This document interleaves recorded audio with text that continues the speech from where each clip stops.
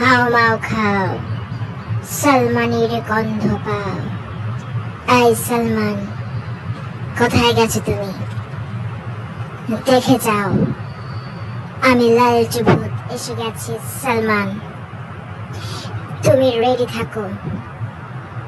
আজ রাত 12টায়, গভীর রাতে, সবাই যখন ঘুমোতে ব্যস্ত থাকবে, তখন আমি তোমাকে ধরে নিয়ে আসবো আমার রাজ্যে। সালমান, আমার রাজ্যের নাম লালচু ভূতের রাজ্য। এই রাজ্যে তোমার মতো অনেক দুষ্ট দুষ্ট বাবুদেরকে ধরে এনেছি আমি। সালমান, কেন ধরেছি জানো তুমি? কারণ তারাও তোমার মতো দুষ্ট ছিল।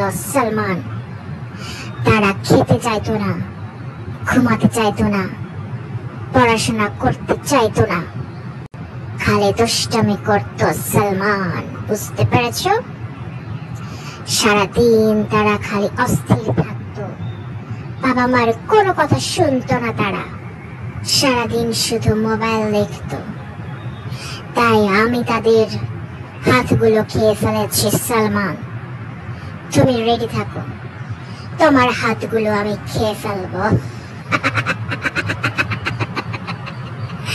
কারণ আমি ভালো বাবুদের বন্ধু হই, দুষ্ট বাবুদের দুশ্মন হই। আমিও তোমার দুশ্মন হয়ে যাব সালমান, যদি আমার কথা না শোনো। বুঝতে পেরেছো সালমান? তুমি যদি আমাকে আজকে থেকে কথা দাও, গুড বয় হয়ে যাবে সালমান। আর দুষ্ট করবে না, ঠিক মতো ভাত খাবে, আর মোবাইল ধরবে না সালমান। বাবা মার সব কথা শুনবে, ঠিক মতো স্কুলে যাবে সালমান। তাহলে তোমাকে ছেড়ে দেব আমি, না হলে চুপ চুপ করে গেলে খাবো। তুমি জানো না সালমান, মোবাইলে আমি লালচু ভূত থাকি? এটা জানার পরেও কেন মোবাইল ধরেছো তুমি সালমান? আজকে থেকে গুড বয় হয়ে যাও সালমান।